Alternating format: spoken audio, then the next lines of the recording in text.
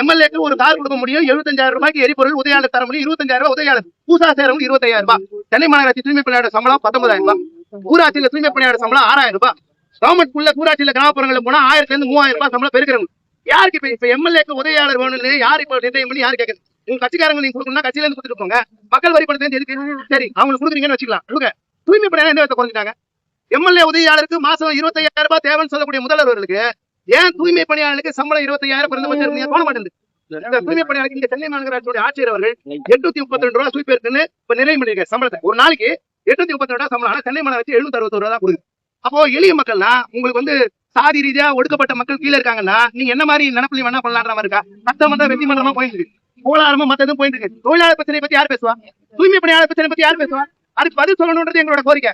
எங்க முதலமைச்சர் சந்திக்கணும்னு நான் கேட்கிறோம், எங்க தங்கத்தை பார்க்கணும்னு கேட்கிறோம்.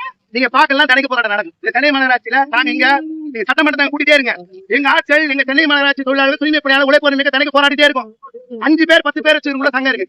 இன்னைக்கு ஆரம்பிச்ச தாவேக்கா தொழிற்சங்கத்துக்கு சங்கம் இருக்கு. நாங்க 6 வருஷமா போராடி சம்பளம் இல்லைன்னு பல்வேறு போராட்டம் நடத்திட்டு இருக்கோம். எங்க சங்கத்துக்கு உள்ள அறை கிடையாது, சங்கம் கிடையாது, வெளியே இருக்கிறாங்க.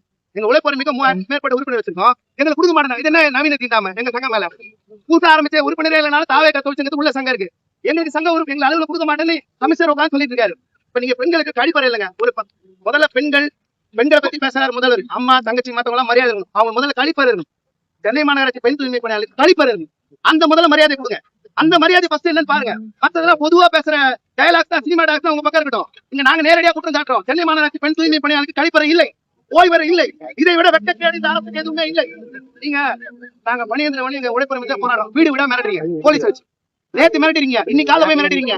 நாங்க போராட்டம் பண்ணா எங்க சங்க முன்னணியில வீட்டுல போய் நீங்க யாரு எந்த வார்டு எந்த இடத்துல வேலை செய்றீங்க எதுக்கு போராட்டம் பண்ணி மிரட்டிங்க. நாங்க அரசியல் சட்டத்தை தூக்கி பிடிக்கூடிய அம்பேத்கர் கூட்டம், தூக்கு மேடையா பகத்சிங் கூட்டம், நாங்க எல்லாம் பயப்பட மாட்டோம். நீங்க காவல்துறை வீடு விட மாட்டாலும் சரி, எங்க சென்னை குறுகுடி மக்கள் சென்னை மாநகராட்சி கீழே திருப்பி இறங்கிட்டோம். நீங்க சொன்ன வாக்குறுதியை நிறைவேற்றணும். எங்களுக்கு சென்னை மாவட்ட ஆட்சியோட சம்பளம் வரணும், மகப்பேர் எடுத்து எங்க தொழிலாளிக்கு வேணும், வாரம் எடுத்து சம்பளத்தோட எங்களுக்கு வேணும், எங்களுக்கு புதிய சம்பளம் வரணும். நீங்க எங்களை மிரட்டி ஜெயில வச்சு எதனா பண்ணலாம், இல்ல வீடு விட போய் மிரட்டலாம் செஞ்சு பாருங்க. நாங்க சொல்றோம், ஒரு வாரம் பின்வாங்க மாட்டோம். எங்க உழைப்போர் மிக பின்வாங்காது. யார் தூண்டு நான் கேட்கறது நியாயம், அரசியல் சட்ட உரிமை. எங்களுக்கு சம்பளம் வேணும், பணி நிரந்தரமா நீங்க சொல்றது கழிப்பறை உரிமை.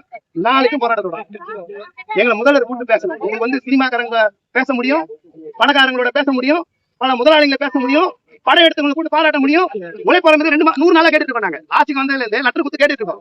கமிஷன் மூலம், மத்தவங்க மூலமா, காவல்துறை மூலம், எல்லாரும் மூலம் நான் கேட்கிறோம். முதலமைச்சர் சந்திச்சு நாங்க மனு கொடுக்கணும், லட்சக்கணக்கில் கையெழுத்து வாங்கிக்கோம் பணி வந்ததுக்கு. எங்க பார்க்க முடியாது. எங்க மாதிரி எங்க ஜனங்க மார்க்கெட் ஹவுஸ் இல்லாம செத்து போன மாடு, பூனை, நாய் கையில நிறைய நேரத்துல சிறுநீர் இருக்கிற இடத்துல குப்பையா இருக்காங்க. மழை இருக்கிற இடத்துல